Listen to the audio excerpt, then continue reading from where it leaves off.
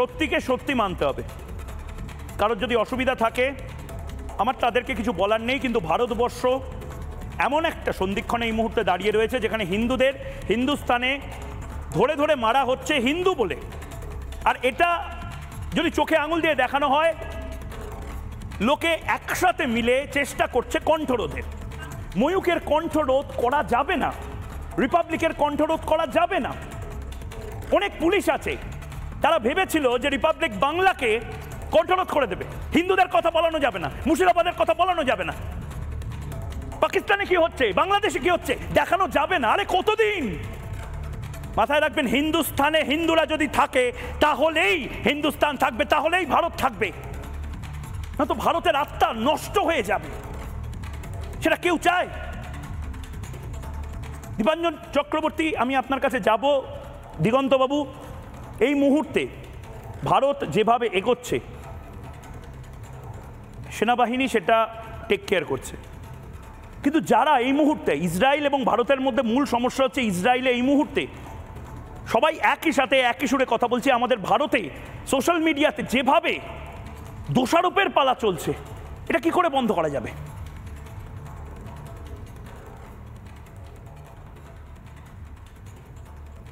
দিগন্ত,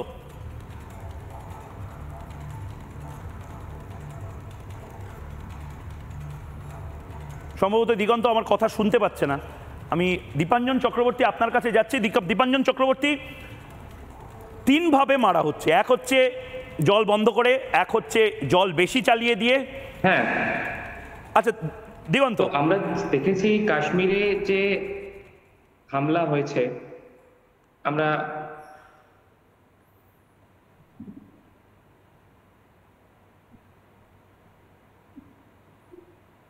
বলো দিগন্ত, শুনছি।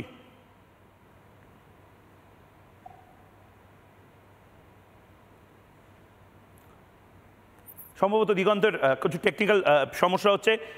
দীপাঞ্জন দা, তিনভাবে মারার চেষ্টা হচ্ছে। এক দীপাঞ্জন দা জল বন্ধ করে, দুই হচ্ছে জল বেশি ছেড়ে, আর তিন হচ্ছে একেবারে বয়কট করে। কিন্তু এগুলো মানে ঝড়ের আগের পূর্বাভাস, ঝড় এখনো আসেনি। কি মনে হচ্ছে? আমি 4 আর 5 নম্বরটা বলে দিই। গতকাল ব্যাংক অফ পাকিস্তান হ্যাক হয়েছে। পাকিস্তান এখন সাংঘাতিক একটা অর্থনৈতিক বিপর্যয়ের মুখে পড়তে চলেছে। 5 নম্বর আরো ভয়ঙ্কর, 5 আর 6, পাকিস্তানের এন্টায়ার তাপবিদ্যুৎ কেন্দ্র, ইলেকট্রিসিটি সিস্টেম হ্যাক হয়ে যাওয়ার কথা আজকালের মধ্যে, এবং পাকিস্তানের টেলিকমিউনিকেশন সিস্টেম ইনক্লুডিং রেল, সেটাও হ্যাক হয়ে যাওয়ার সম্ভাবনা। তো পাকিস্তানকে আবার 16th সেঞ্চুরিতে ফিরে যেতে হবে। ভারতের সঙ্গে এই যে লড়াইটা করতে চেয়েছিল পাকিস্তান, আমরা শুনছিলাম টুকরে কর দেঙ্গে হিন্দুস্তান কো, পাকিস্তান বুঝতে পারবে।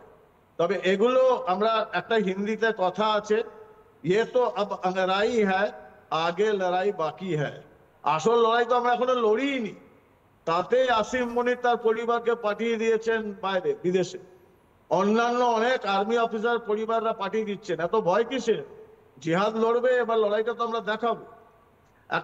একটা অন্য কথা বলি ময়ূর, আজকে দুপুর বেলায় বম্বেতে একটা বিরাট র্যালি হয়েছিল, মুম্বাইয়ের প্রবাসী বাঙালিরা করেছিল, বাংলার মুর্শিদাবাদ আর পেহেলগামকে নিয়ে প্রতিবাদ সভা। ঠিক, আমি গেছিলাম, বক্তব্য রেখেছিলাম। একজন অত্যন্ত সিনিয়র মন্ত্রী মহারাষ্ট্র সরকারের, উনিও ছিলেন মঞ্চে। আমাকে একটা প্রশ্ন করলেন, আমি না উত্তর দিতে পারি। বললেন যে দেখুন, 26/11-র পর মুম্বাইয়ের সরকার, মহারাষ্ট্র সরকার, মুম্বাইয়ের মানুষ, আমরা প্রতিজ্ঞা করেছি যে মুম্বাইয়ের মাটিতে আরেকটা 26/11 হবে না। আপনাদের পশ্চিমবঙ্গের মন্ত্রিসভার কেউ কি এই কথাটা বলতে পারবে যে আরেকটা মুর্শিদাবাদ হবে না, মালদা হবে না, এক জেলা থেকে আরেক জেলায় লোককে শরণার্থী কোট আনকোট করে পালাতে হবে না? লজ্জায় মাথা নিচু হয়ে গেছিল। আমি বললাম, যেটা মহারাষ্ট্র পারে, মুম্বাই পারে, বাংলা পারছে না, কারণ আমরা এগিয়ে বাংলায় বিশ্বাস করি। সমস্যাটা কোথায়? ভারত পাকিস্তানকে জবাব দেবে, সামরিক শক্তিতেও জবাব দেবে, গুড়িয়ে দেবে পাকিস্তানকে। যে আমি বারবার বলেছি, যে কান্না আজকে বিতান অধিকারীর বাড়িতে এসেছে, মঞ্জুনাথের বাড়িতে গেছে। এই যতজন 26 জন যে আমাদের হতভাগ্য হিন্দুরা মারা গেছেন তাদের বাড়িতে যে শোক, এই শোক আমরা রাওয়ালপিন্ডি, করাচি, লাহোর প্রত্যেকটা শহরে পৌঁছে দেব। এবং এটা ভারত সরকার প্রতিজ্ঞাবদ্ধ, সময়ের অপেক্ষা। পাকিস্তান আবার ষোড়শ শতাব্দীতে পৌঁছে যায়। এবং নিরঞ্জন দা, আমি একবার আপনাকে একটু থামাচ্ছি, তার কারণ আপনি যে কথাগুলো বলছেন তার ইঙ্গিত আমাকে পিসিআর থেকে দিচ্ছে। আমি কয়েকটা ব্রেকিং নেব, কিন্তু কেন?